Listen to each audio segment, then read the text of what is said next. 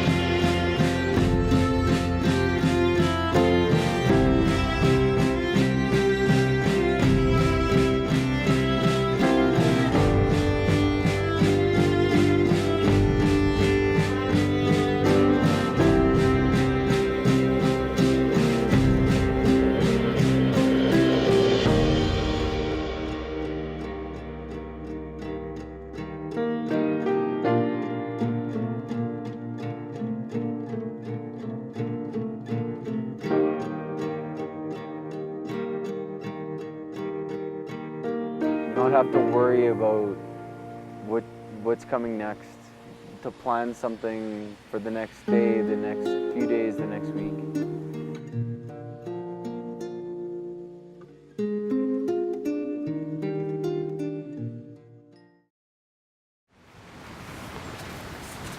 ये guide book है, एक तो वो जेरी भी ले गया गाइड बुक।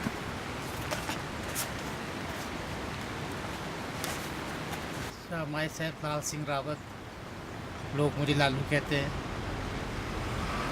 तो वैसे तो ये ढाबा 1960 से है, पहले मेरे डैडी होते थे, तो 1985 से हूँ मैं यहाँ पे।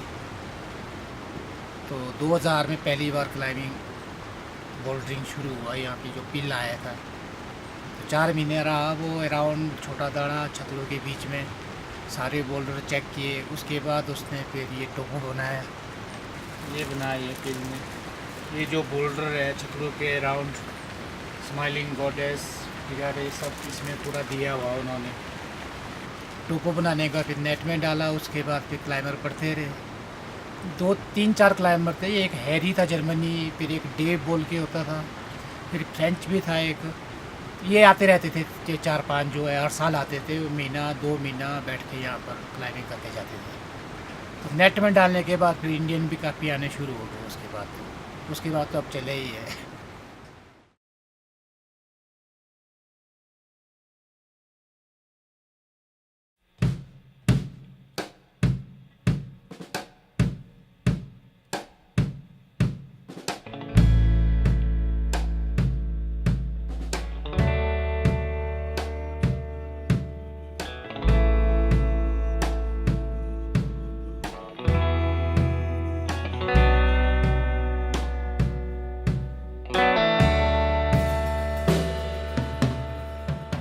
I am Chatru Chaudhary, so I am from Kolkata. I was born and brought up there, and I did my PhD in the US, and there actually I picked up climbing. Okay, so we are in front of this amazing big boulder. It's called the Smiling Godess. It has lots of different lines. As you see, the lines actually, if you go away from the overhang, become easier and easier. So this, the corner has a boulder called the Smiling Godess, and it's a 7C boulder, which is pretty difficult. I think Sandeep, Jerry and Ashish, they were bouldering and then they did it this time. So then as you go further along, the ones that we were trying there are 2 warm-up routes. So we are just warming up today, and I think they are 5+ or something. Then there is this sort of white patch that you see. That's a nice 6A+, but it's a little high. So you wouldn't want to fall if you go over the lip or something. And then there are 2 jump starts, which are pretty nice.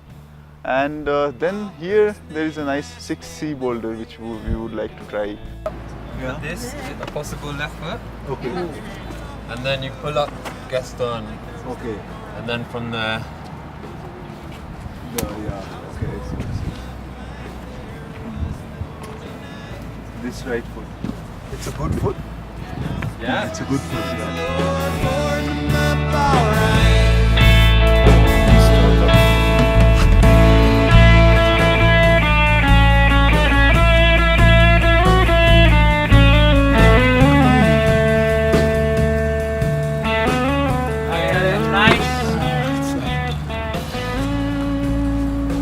I don't know, one friend of us is pretty strong. Nice!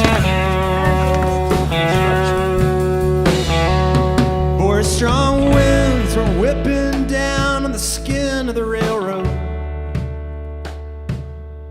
Four new traffic lights outside and not a one of them works. For mortal airs on a highlight reel of each and every tale told. My mortal riches form a trail with the crumbs of the earth. For I was wealthy with the summer's love. Lord, don't it make the flag fly? Ah, chlorine dripping from the junk of a pagan myth. Turn kerosene down the cheek of a Renaissance bad guy. In some past heaven, I know I have paid for this. Now there's an invoice on the oven. Long black bill.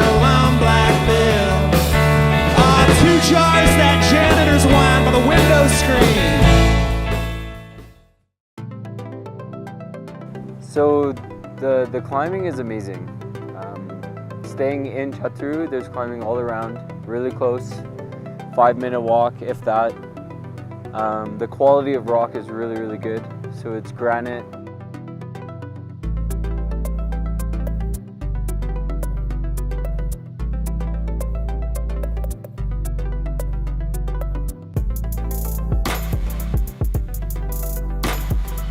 Yeah, so bouldering I would say is like if you compare Americano to espresso. So Americano is diluted version of climbing, right? Sport climbing is a diluted version. So it's a long route and you have to go through a lot of moves. Bouldering is really concentrated. So it is a few moves, few short moves, but then they might be really extreme, quite hard moves. So bouldering is one way of getting better, definitely.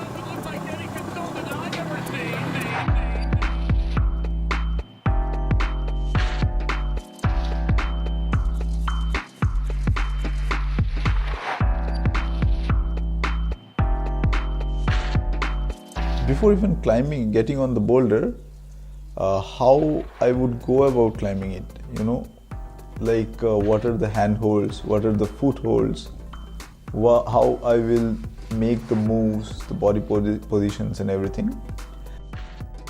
Then once you try to climb it, sometimes it doesn't work. Oh. So you have to rethink the process. So there is this puzzle solving part, and which appeals to me a lot.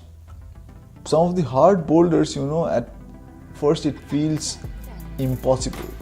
Even the first move feels impossible.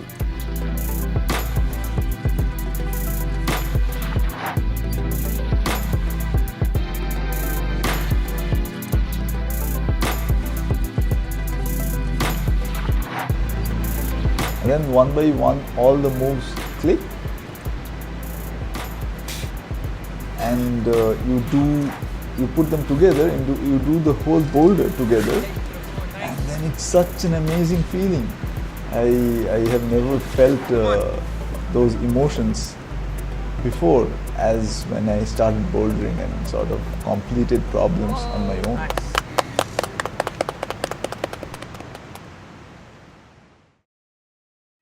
Nice, come on. Right hand.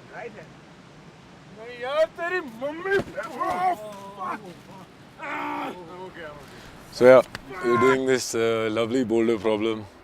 Almost made it in the end. I don't think I could have done the move today. Maybe I should have evaluated it a bit more. But I just tried to, send it. and I ended up hurting myself a little bad. And now I can't boulder for the rest of the day. Luckily, I haven't broken anything, so I'll be able to boulder hopefully tomorrow. But yeah, I mean, before doing something stupid like this, it's good to have a look where the spotters are, where the crash pad is, and then attempt this kind of monkey business. Yeah.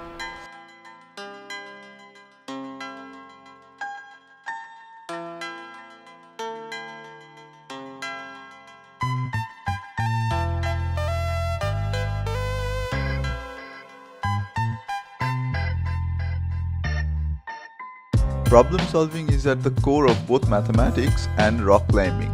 So while mathematics gives me a job, but I have to stay in the city and work in an office all day, which creates a lot of mental and physical stress. Rock climbing gives me that much needed escape, so I have an excuse to go outdoors and still solve problems, not only with my mind but also with my body.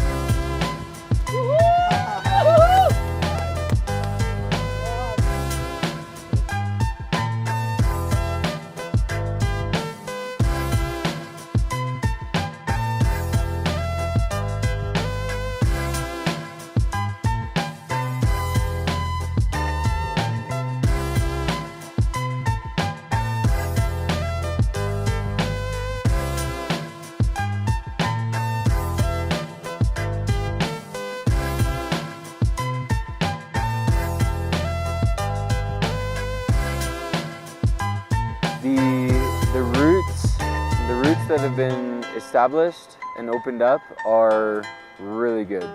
The guy that was coming here, Pils, was a strong climber, and so he's established a lot of hard climbs. Not to say there isn't easy stuff. And so further up the valley, there's just endless amounts of climbs.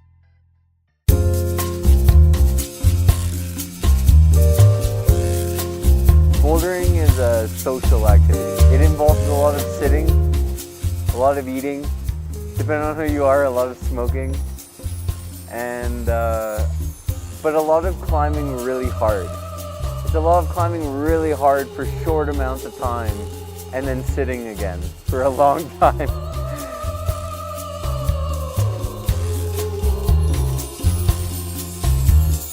Remember this one climb? It's a 6C boulder called the White Group on the Smiling Godess boulder, and I was getting so frustrated not being able to do the first move on that boulder, and I was getting my right arm pumped, and then Alisha sort of calmed me down and gave me a forearm massage, and the yoga sessions in the midst of nature with her were amazing. She would show Shivam and me some of the postures so patiently, and she was kind enough not to make too much fun of me because I was struggling so much. I have not done much yoga before, but I found that it really helps with the recovery after hard climbs. So nowadays I do a bit of yoga after hard climbing days.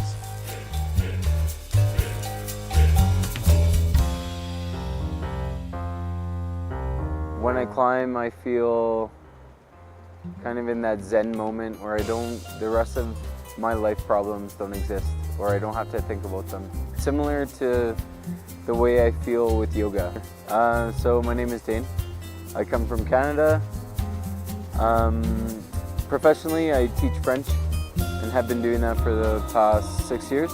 I've been climbing for about 5 years now. It's something that I've become very, very passionate about. Staying in Chatru, there's climbing all around, really close, 5-minute walk, if that. The quality of rock is really, really good. Here in Chatru, it's really easy to live because the dabas are here. You can show up with no food and eat breakfast, lunch, and dinner here, no problem. You could even sleep inside the daba if you don't have a tent, and I believe they'll even provide you a sleeping bag. So the accommodations are amazing. It's all right here. The boulders are all really close. Even if you're into climbing but not super motivated, there's really accessible passes and summits that are all really close by that are a day's walk. You can walk up to 4,000 meters in a day and be back at camp and eating in the daba at nighttime. Even that you can avoid. You can tent on the other side of the river if you want. It's really, really calm, and it's one of the most scenic high altitude bouldering places I've ever been to. Right now it's 8:09 and I'm waiting for a ride back to Manali. I always leave this place kind of with a bit of a heavy heart because it's so calm. It's such an easy life that I know that as soon as I leave, I go back to a world of technology and responsibility of things that I guess have to worry about in a way. And being here, I'm removed from it. It's beautiful.